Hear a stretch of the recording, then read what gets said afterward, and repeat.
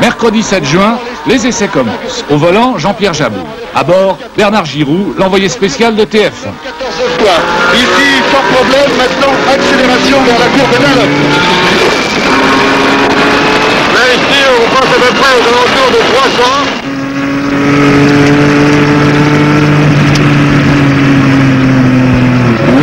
Et on est à 300 en quatrième vitesse. Pris au piège des ceintures de sécurité dans les deux du siège vaquet, nous voici maintenant dans le S du carton rouge. Le paysage balance à gauche, maintenant à droite, et à nouveau c'est l'accélération pour une ligne droite assez courte, et au panneau 200 mètres, nouveau freinage pour le virage du carton rouge qui se prend à 110-120 km/h.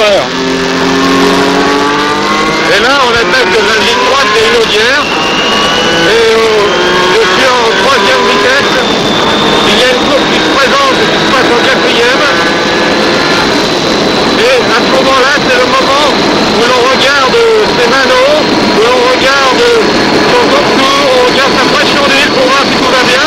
En même temps, le problème, c'est de rester très concentré, parce que on attend la vitesse de 380 km/h, et c'est très difficile à cette vitesse-là de rester très concentré.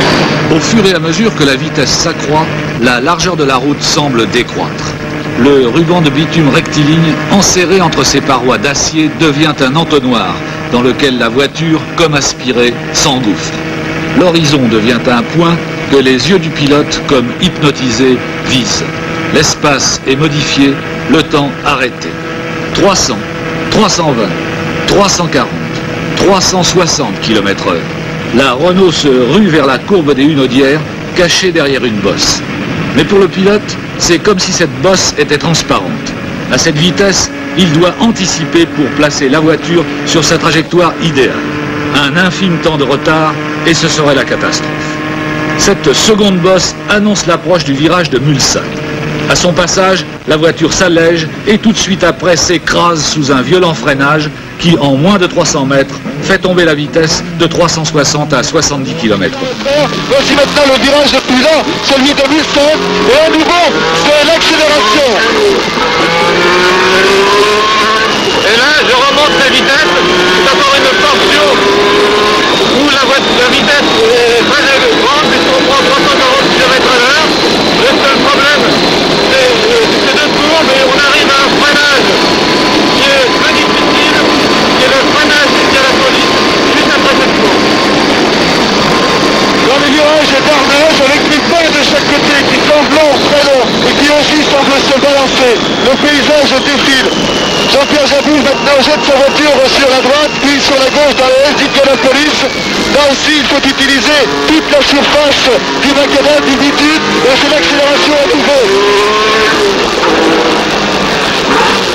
Projeté à l'avant, puis acculé dans le siège en raison des accélérations et du freinage, à l'effort de la nuque, mais on sent dans les contre-braquages des automatismes chez le pilote. Et là, je remonte la vitesse jusqu'à la cinquième, et j'aborde à peu près 330 km/h, et j'arrive à des airs très rapides, on négocie aux alentours de 900, de droite d'abord. De droite qui est dans des verts et qui est assez difficile, qui se prend en quatrième, suivi d'un gauche. Et c'est des courbes qui sont assez difficiles et assez rapides, qui se prennent sur le même rapport, aux alentours entre 200 et 180.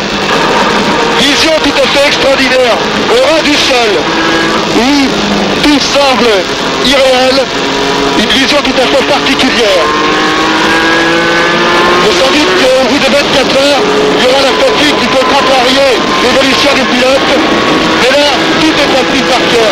On voit bien qu'à chaque bloc, à chaque minute, qu'à chaque centième de seconde, le pilote est en pleine possession de ses moyens et des gestes qu'il doit accomplir. On arrive maintenant dans les S qui peuvent la ligne droite d'arrivée, S de ralentissement. Là aussi, ça balance à droite, ça balance à gauche. Et on rentre maintenant au stand à vitesse évidemment réduite. Ils seront 60 voitures samedi et dimanche pour le grand frisson des 24 heures du Mans, car on peut parler véritablement de grand frisson.